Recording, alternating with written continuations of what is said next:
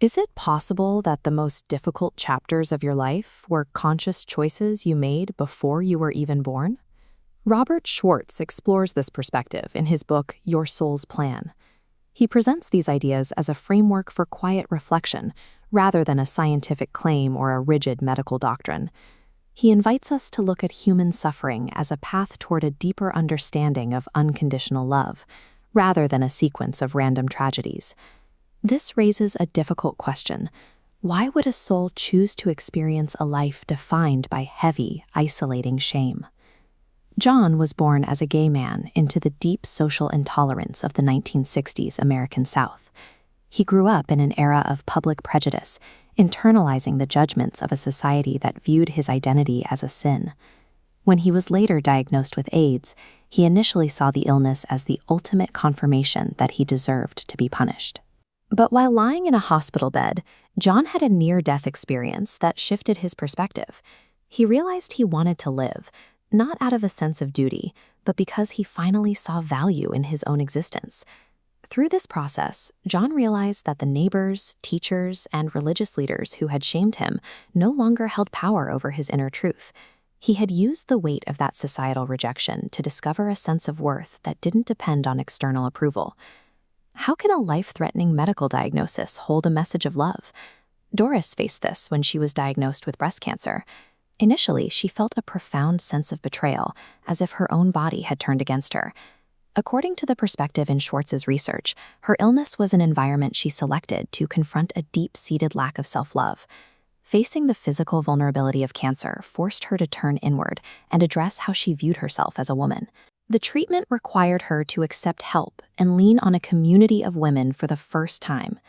In doing so, she traded feelings of bodily betrayal for a new appreciation of her internal resilience and the strength of people around her. We can see this same intentionality in our family bonds. Why would a soul agree to the lifelong challenges of raising children with severe disabilities? Jennifer is the mother of 2 sons with complex disabilities. She believes she and her boys intentionally chose each other before birth for a specific shared purpose.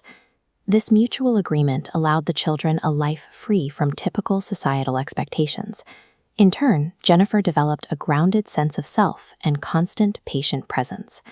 By setting aside traditional milestones, the family focused on internal growth, pure caretaking, and emotional connection. What might look like a tragic burden from the outside is revealed as a coordination between souls, designed to accelerate their development through a shared experience of unconditional love. Can a sudden, catastrophic accident hold an intentional purpose? Jason became a quadriplegic after diving into a pool. Despite the trauma of the moment, he recalls feeling a deep inner peace at the moment of impact, as if he knew his life had taken a necessary turn. His pre-birth intention was to break a pattern from previous lives, where he focused only on worldly status and physical achievements. He chose physical limitations to redirect his focus toward his inner spiritual life. Today, Jason works as an independent living specialist, helping others adjust to life after similar accidents. The limits placed on his body have led him to a career defined by service and the inspiration he provides to his community.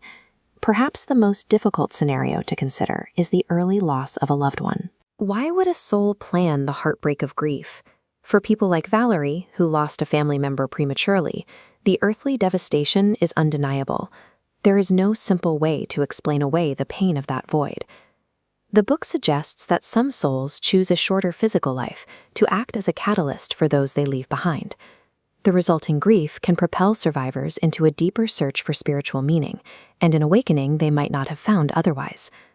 The physical relationship ends, but the connection of love remains. From this perspective, the bond continues to exist and evolves even after one person has left the physical world. Considering all this human pain, why would a soul need these difficult experiences in the first place? Schwartz calls this learning through opposites. To fully understand a quality like compassion or joy, the soul must sometimes experience its opposite in the physical world. In a realm of constant, perfect love, there is no contrast.